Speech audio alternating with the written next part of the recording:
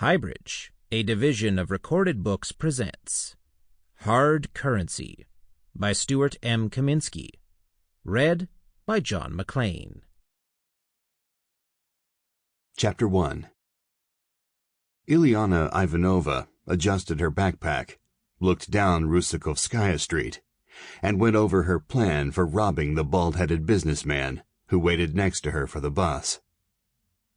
It was a warm May afternoon, and there was no one else at the bus stop on Russikovskaya Street but Ilyana and the man, who wore glasses and carried an ancient briefcase.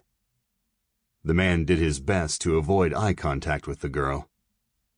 He shifted his briefcase from hand to hand, looked at his watch, examined the clear late-morning sky, and looked down the broad street, trying to conjure up a bus. Most Muscovites who were working were already at their jobs. Those who had no jobs were hustling the streets, standing in lines for food, brooding in their apartments, or going mad in the parks. Sokolniki Park was directly behind the bus stop. That was where Ilyana Ivanova, who was known to herself and her friends as the Yellow Angel, planned to take the man.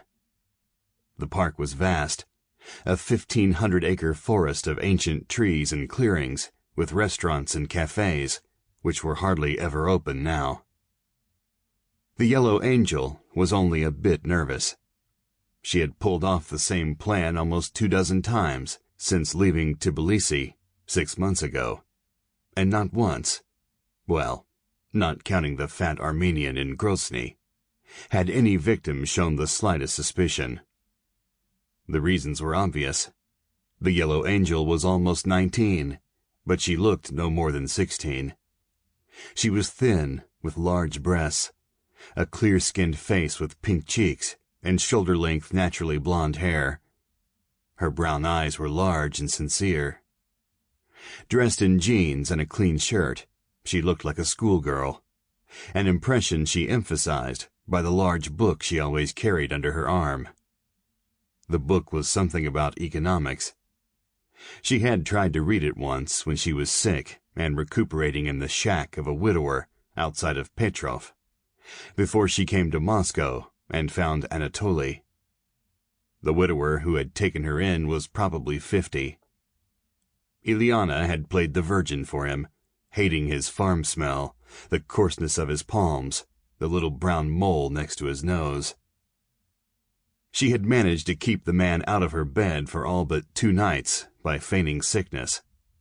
When she left, Ilyana had sorely wanted to smash his stupid potato face, but she contented herself with simply stealing what she could carry.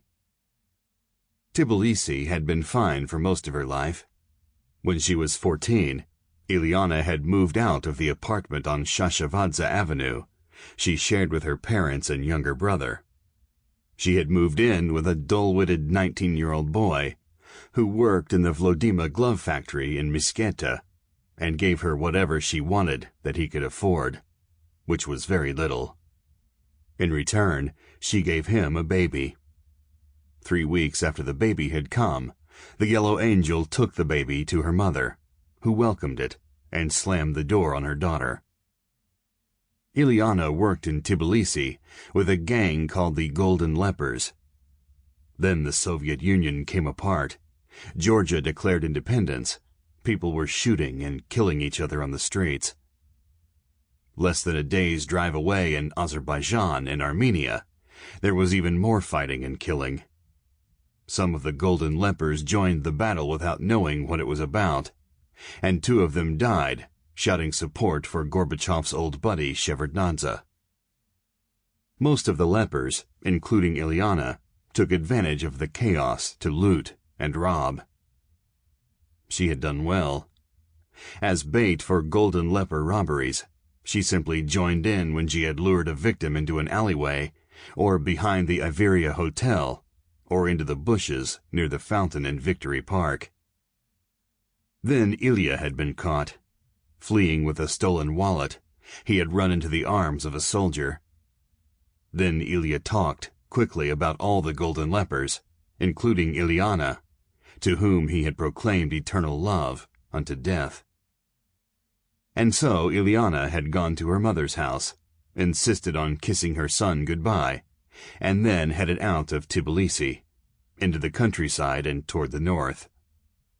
Since then, she had been required to take on the sole responsibility for luring and robbing her victims, which sometimes made her a bit nervous. But she also had no one to share with, which pleased her. All her victims had been eager to believe she was a beautiful, semi-innocent child they had been fortunate enough to encounter at a moment of her greatest financial need. The man at the bus stop would be no different. What she didn't like about Moscow was that it could be cold, very cold. Warm winds blew across the south slopes of the Caucasus Mountains, from the Black Sea to the west, or from the Caspian Sea to the east.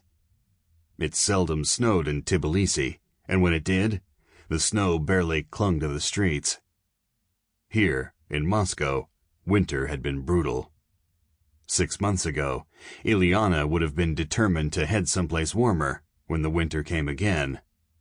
But now she had a family, people who respected and appreciated her. Cars sped by them toward the heart of Moscow. The Yellow Angel was only vaguely aware of them, though a police car would have registered immediately.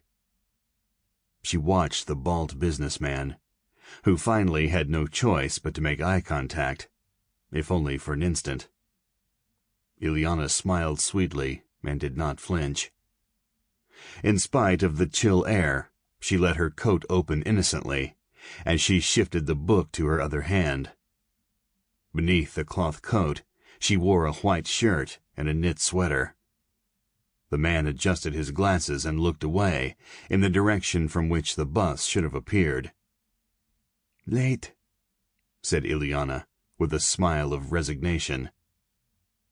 The businessman made a grunting sound and checked his watch. The man was a bit larger than Anatoly, and definitely heavier, but he did not look like a man who knew or welcomed violence. Ileana's fingers played with the smooth handle of the knife in her pocket. It was a folding fishing knife, which she always made a point of opening slowly in front of her victims. It was encouraging to watch them suck in air or freeze like frightened weasels when the blade clicked. This one would be no different. It wasn't that she would ever use the knife. Threatening to cry rape was more effective, since that was the direction the victim's thoughts had probably been running. "I'm going to be late for the Polytechnic," she said with a deep sigh. "I'm already late." "So am I," said the man, looking at his watch again. "Late for school?" asked Ileana. "No," the man said. With a slight laugh, he turned to the girl and adjusted his glasses. "Late for work, the hospital. I'm a doctor. Not far from the Polytechnic." "I don't think the bus is coming," she said, shaking her head. "Strikes, no fuel, no parts. The Czechs, Bulgarians, even the other Commonwealth countries treat Russia like—" She shook her head in disgust. The bald man grunted again and shook his head in agreement. "My name is Katerina," Ileana said, tossing her hair back and holding out her hand. The man glanced around to see if anyone was watching, and stepped forward to shake the girl's warm hand. "You have strong hands," he said, stepping back again. "Training," she said. "I want to be a cosmonaut, but the way things are—" "There will be cosmonauts again," the bald man said. "Even women cosmonauts. They'll sell advertising space to Coca-Cola and keep sending rockets to burn up in the sun. Only now the Americans will pay for it. They will send pretty girls up so they can sell their pictures to American and French magazines." Ileana laughed. "There is a taxi stand on the other side of the park," Ileana said. "Maybe we could share a ride? You said you work near the Polytech." The bald man looked at Ileana now and adjusted his glasses yet again. Then he looked forlornly once more down Russikovskaya. You have money for a cab? The man asked. Ileana shifted her backpack and pulled a worn wallet from the front pocket of her coat. She opened it to reveal bills, not too many, but enough to show the man she could pay. There were more rubles, some Deutschmarks, French francs, and $6 American in her backpack, but she kept them hidden from her victims, who might well have wondered where a schoolgirl got so much money. "My father told me to take a cab if the bus didn't come," she said, returning the wallet to her pocket. "If I miss another day, they'll throw me out. Girls are barely tolerated at the Polytech." The bald man ran his tongue over his teeth and made a decision. "All right," he said. "Good," said the girl. "Let's hurry." "I can't run," said the man. "My heart." "We'll walk," said Ileana, moving into step next to the man. "Your name is—" It was always good to know the name of the victim, in order to use it, to threaten to tear it away from the one who bore it, to make him think that she would scream it to the police, the newspapers, the man's wife, mother, or lover. "Yevgeny Odom, Dr. Yevgeny Odom," the man said, looking straight ahead and moving briskly. "Here, we go this way," Ileana said cheerfully, patting the knife in her pocket. "I know," Yevgeny Odom said. "You live close by?" asked Ileana, as they entered the park on the gray concrete path. Odom grunted. They were still too close to the street for the Yellow Angel to make her move. She had learned from experience in... what was the town? No matter. She had learned to be patient, to be sure no one could see or hear, to pick the right hour. Late morning was perfect. The only ones who might stumble onto her committing a crime would be some old babushka with a child, or a gray grandfather with arthritic knees. Odom stopped. "Tired already?" she said, looking back down the path. A little farther. She had to get this soft one with the bad heart a little farther into the park. She could get him behind some bushes with a sexual suggestion, make him go to his knees, show him the blade, so that he would be happy to turn over his watch and his money. It would be fast. She would warn him that if she were caught, she would deny the robbery, claim that she had run from the bald man when he made sexual advances, thrown her behind the bushes, demanded that she do obscene things. She would also take the man's shoes and stuff them into her backpack. Ileana knew enough about the police to be sure that her claims of sexual assault would not be believed. But her carefully selected victims would not know this, and she was sure that they would prefer to take the loss, hide their shame, and go along with their lives, which were difficult enough, without dealing with underpaid and surly policemen. "Why are you stopping?" asked Ileana. "I live there," Odom said, pointing over the tops of the trees toward a group of apartment buildings. "I have a car. We can drive. I don't think I can make it to the cab stop." "You have a—" "There's no place to park where I work, and it costs too much for gas." Odom was panting. "My manifold is—" "Fine," said the Yellow Angel with a soft smile. To get to the apartments, they would have to leave the path and go into the trees. "I'll pay for gas." Odom nodded and started off the path and onto the grass. "This way," he said. She followed him and was pleased that he was leading her into a dark copse of birch trees. The birds were noisy. The path was well behind them. "Stop," she said, and stepped in front of the man. "What?" asked Odom, trying to catch his breath. "This is far enough," she said, dropping the backpack and the economics book to the ground. The man blinked, then looked around as if to see whether anyone else might have stumbled into this secluded spot to witness the girl's strange behavior. You're a prostitute, aren't you? The man panted. Ileana shook her head slowly as she removed the knife from her pocket, careful to keep a few feet between her and the frightened man. Everything was going perfectly.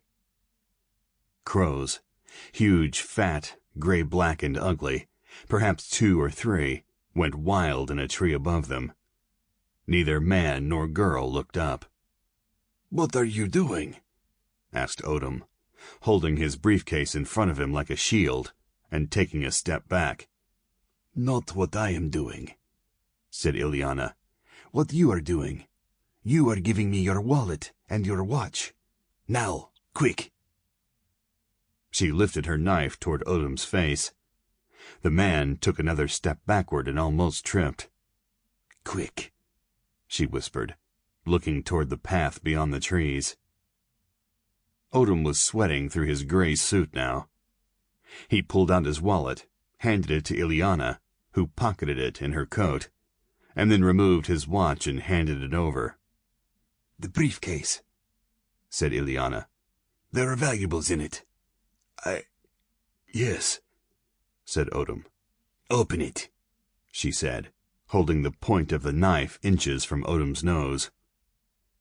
Odom gulped, and Ileana, her heart pounding, tried not to laugh. The man looked like a cartoon character. He removed his glasses and placed them in his coat pocket. This seemed funny to Ileana.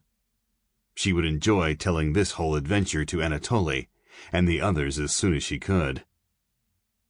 As Odom opened his briefcase, Ileana said, "Just dump it out and drop it, then take off your shoes." The man stopped with his hand inside the briefcase. He looked at the girl. "Now, Kula," the man said, "you are free." "What?" asked Ileana. "What is it? What do you have? Hurry up!" she commanded, shifting nervously from foot to foot. "Only this," said the bald man. He leaped at her with a black metallic blur. Ileana did not understand what happened next. It was a rush of heat and pain. Something snapped in her wrist as the black object hit her, and she dropped the knife. She screamed in pain and stumbled backward. The bald man had dropped his briefcase and was advancing on her in a half-crouch. He was smiling horribly and making a rough sound like a hungry dog. "No, wait, stop!" Ileana cried, holding up her unbroken arm to protect herself. The raging man in the gray suit was pounding her with his fists. Ileana went to the ground and tried to curl into a ball. "Please," she said, and the blows ceased. "I'm not a thief. I'm hungry. I wasn't going to hurt you. I've never done anything like this before. Nothing ever. My God, you broke my arm. But it will be fine. Fine. I'll tell you what. Let's go behind the bushes. I'll take off my clothes." She struggled with her unbroken arm to pull down her sweater. The pain was screaming with electricity. She breathed heavily, tasted dry leaves in her mouth, opened her eye to see a green-blue beetle calmly munching on a blade of grass. The bald man was panting wildly now as he again raised the metal bar. "Don't hit my face," she pleaded, looking up at the man from her knees. It was like she was praying. "I won't hit your face," Odom said, breathing deeply. "I've never done anything like this "I don't care," said Odom. "Be quiet." Shh. Ileana looked up. The bald man had the fingers of his left hand to his lips. In his right hand was the black thing, which Ileana could now see was a piece of metal pipe. There was blood on the pipe. Her blood. "My father," Ileana tried. "Quiet," said the man, leaning down over her and whispering. "Shh, shh. Yevgeny is sleeping." Ileana went quiet, spat out something, a leaf, a piece of grass, the beetle. You don't go to the Polytechnic. You're a runaway, the man said. Yes, Ileana said. How old are you? 15, she lied. You made it very easy for him, the bald man said. You were not very smart. Do you know what park you are in? No, Sokolniki Park, the park of the falconers. The Tsar's huntsmen trained their falcons here. They swooped down on command, snatched birds in flight, and brought them back to their masters. I've never... Ileana began and then stopped. You are going to do what I tell you, the man said. You will do it exactly as I say, with enthusiasm and a perfect imitation of good cheer. You understand? Yes, said Ileana. The pipe suddenly swooped down, making the sound of the rushing wind through its hollow center. It came down across her back as she tried to turn away. The pain was hot and wet. She screamed. No screaming, said the man. No screaming or you die. Ileana bit into her cheek to stifle her scream. She wished for the gunfire in the streets of Tbilisi, prayed that Anatoly or one of the others had followed her, vowed that if she lived through this, she would never again work alone. Never. No screams, she said softly. Good, said the man. Then we begin. Porfiry Petrovich Rostnikov disliked airplanes in general, and Aeroflot flights in particular. He had heard from Prokofiev, who headed military security at Sheremetyevo International Airport, how Aeroflot was now being mismanaged by both the government and private investors. They had resorted to metallic cannibalism, plundering dead planes for parts, to keep the dwindling fleet flying. There was a runway covered with weeds and hidden from most travelers that served as the graveyard of the flying dinosaurs of the former Soviet Union. Prokofiev had offered to show the archaeological site to Rostnikov when next he flew, but the detective had chosen to leave the heap of rusting corpses and broken wings to his imagination. There were many reasons beyond the decay of Aeroflot that caused Rostnikov's general distrust of machines that flew. A primary factor was his concern that, on the slightest whim, the plane might grow weary, shed a wing, or decide that a small bolt that held the engine together should suddenly be spat out. The behavior of animals was unpredictable within parameters that made Rostnikov comfortable. The behavior of machines, which could be predicted, struck him as no more to be counted on than the goodwill of a dancing bear. The purring of an engine and the purring of a cat were not signs of contentment, but of potential irrationality. These things had been on his mind when Rostnikov's superior, Colonel Snitkinoy, known to all as the Grey Wolfhound, had seen him off at the airport. They had spoken in the VIP lounge, a dark, empty room with a bar that sold vodka and tasteless chips for hard currency.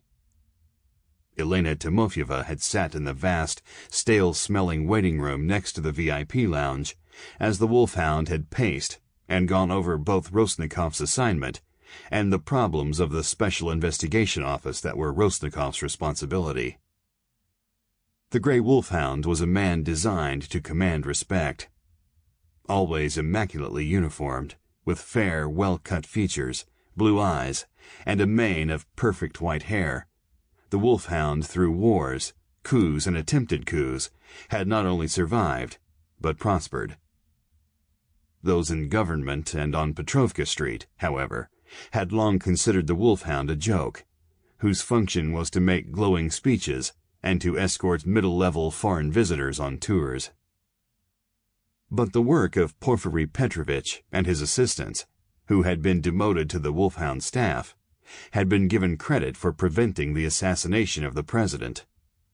The Wolfhound had become a hero, and his ceremonial office, small though it was, was now being given increasingly delicate cases. Some of the assignments came from those in the government, who feared that the loyalty of more traditional departments could not be counted on in case of a sudden change in the government. Other difficult cases came from those who hoped that the man and his staff would fail, and others loyal to the past would replace them. "Delicacy," the wolfhound had said to Rostnikov, who sat in a particularly uncomfortable purple VIP chair, looking up at the standing colonel.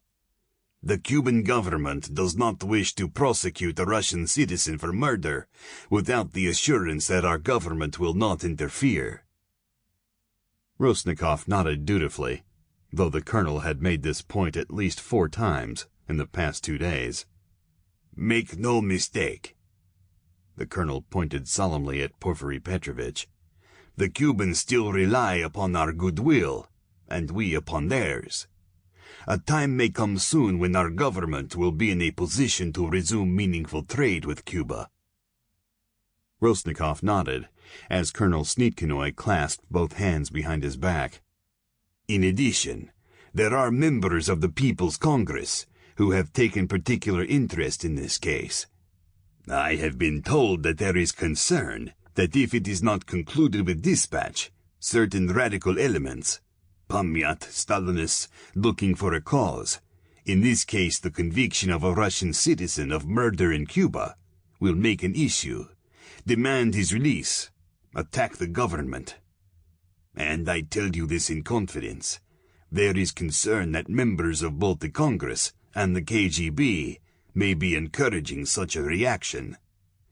And so you are, as quickly as possible, to review the investigation of the Cuban police, confirm their findings, and return as quickly as possible."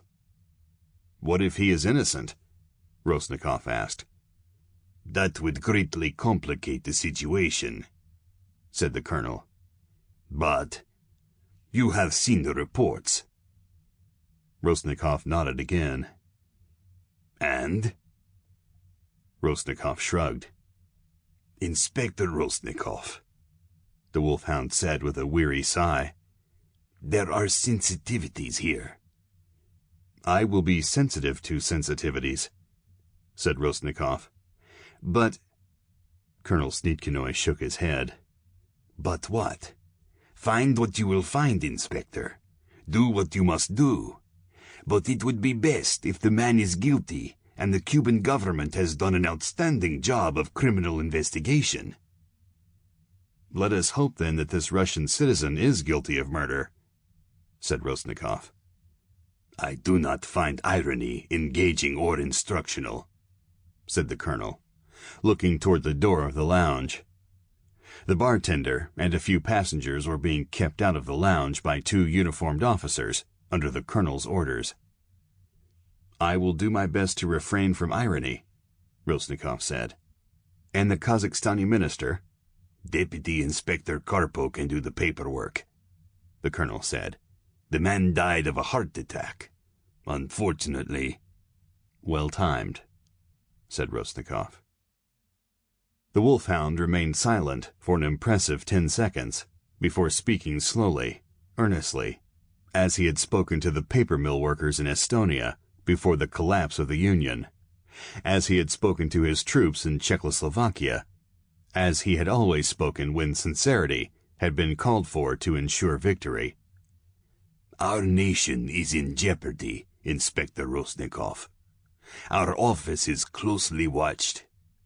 If we are to serve our nation in this difficult period, we must strive for complete victory in our investigations."